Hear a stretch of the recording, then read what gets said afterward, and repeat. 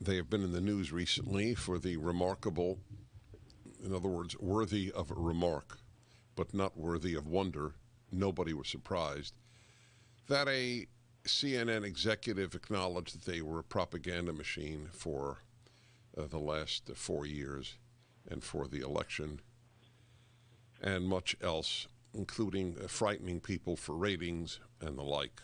James O'Keefe had this man speak to someone that this man had been seeing in a situation.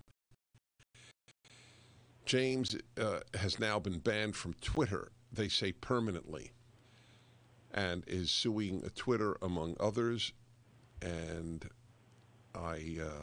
needless to say, I'm with you, James. What exactly will you be doing now? I'm not hearing James, guys. Everything is connected properly, and I'm not hearing James. I feel bad for me. I feel bad for James. The line went dead. We have very problematic lines. All right, we will get him back. He is suing Twitter. He is suing CNN. I believe the New York Times. What these companies have become is an American form of Pravda, as is clearly the case with CNN and all of them.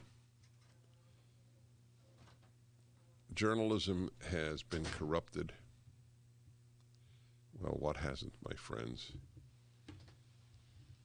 It is a purely negative force, leftism. So they need to be sued by many people. There was they even banned the New York Post article on the BLM head who spent $3 million on a few homes. All right, James, I'm sorry about that. I have no control over the world of technology. So well, Dennis, yeah. I appreciate you having me on again, and I just want to say that we are filing the Twitter lawsuit today. I was banned on Friday for, quote, making fake accounts, unquote. That's a defamatory statement. And we're filing a lawsuit, probably in New York, literally in a matter of hours from now. And for those of you who think I'm bluffing or just doing this for a publicity stunt, your audience may or may not know that Project Veritas recently won in the Supreme Court of the state of New York in a defamation action against the New York Times. We're one of only the handful of people to have accomplished this in the last few decades. So that means, Dennis, that we intend to get videotaped discovery into Twitter's operations, since we're already going to be doing that into the New York Times, and we intend to publish the people under oath. Because, Dennis, there's no other option. We have to go on offense. We have to hold them accountable. They banned me on Twitter because our video exposés of CNN were too true and effective, and they needed to get rid of me. And this is just principles that we're fighting for here that are universal. So we're not going to back down.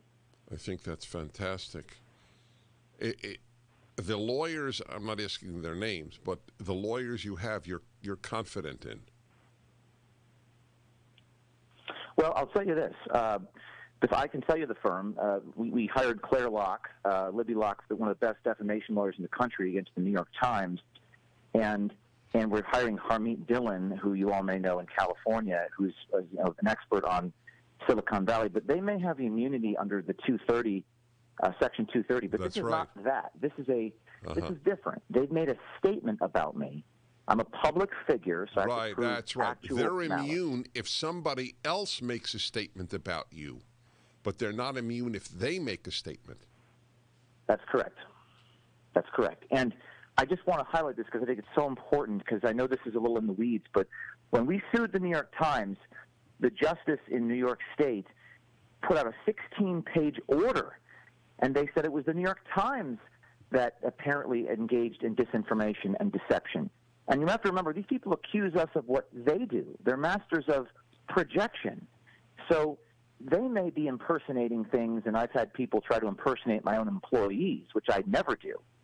And I just think it's important for us to do something about the problems in society. We have to actually fight them. The only way that I know how is through the country's libel laws.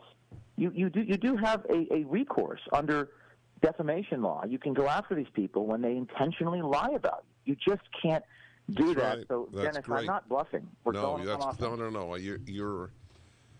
You're one of those who fight on the good side. You're not